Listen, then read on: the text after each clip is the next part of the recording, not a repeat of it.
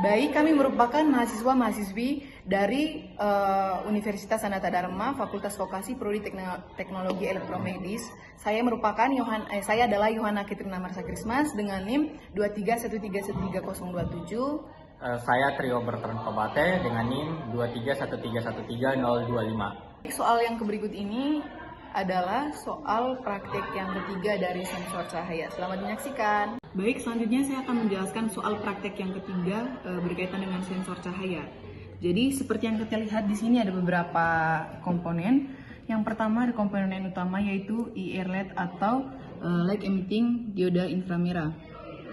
Isinya adalah komponen ini adalah dioda yang memancarkan cahaya dalam spektrum inframerah. Tidak tampak oleh mata manusia. Cahaya inframerah digunakan untuk mendeteksi objek di depannya melalui pantulan. Lalu ini ada resistor sebagai penghambat arus. Lalu ini ada fotodioda. Fotodioda ini adalah sensor cahaya yang dapat mendeteksi cahaya inframerah ketika cahaya inframerah dari IR LED memantul dari objek dan mengenai fotodioda. Fotodioda akan menghasilkan arus listrik yang sebanding dengan intensitas cahaya yang diterima. Lalu fotodioda ini bekerja dalam mode fotovoltaik, di mana aliran arus dari saat fotodioda terpapar cahaya. Lalu di sini ada potensiometer. Potensiometer ini memungkinkan pengaturan sensitivitas rangkaian. Dengan mengubah potensiometer, pengguna dapat mengatur tegangan referensi pada pin 2 op-amp sehingga mempengaruhi sensitivitas deteksi sinar inframerah yang diterima oleh fotodioda.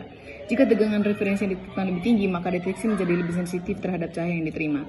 Lalu di sini ada LM358 atau sebagai op-amp. Jadi LM358 adalah op-amp yang digunakan sebagai komparator membandingkan tegangan antara dua inputnya yaitu pin 2 dan pin 3. Pin 2 sebagai inverting dan pin 3 sebagai non-inverting. Jadi cara kerja op-amp ini, jadi jika tegangan pada pin 3 non-inverting lebih tinggi dari pin 2, output pada pin 1 akan menjadi tinggi. Sebaliknya, jika tegangan pada pin 3 lebih rendah dari pin 2, output op-amp akan rendah.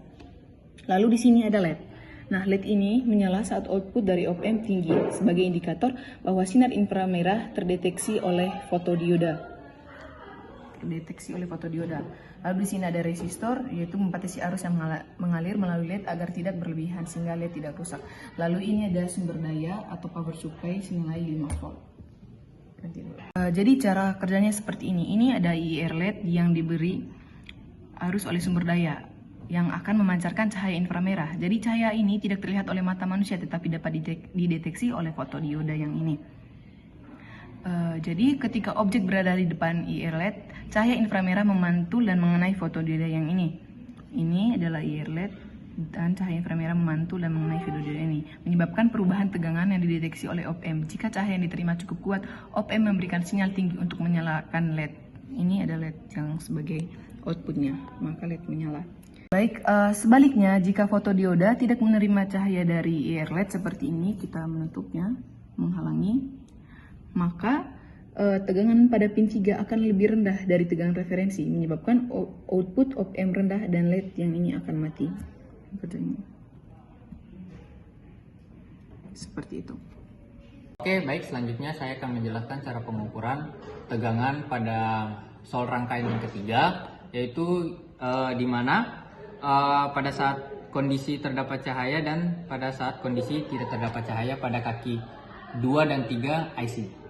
Nah, saya akan mengukur yang pertama, yaitu pada kaki 2 IC.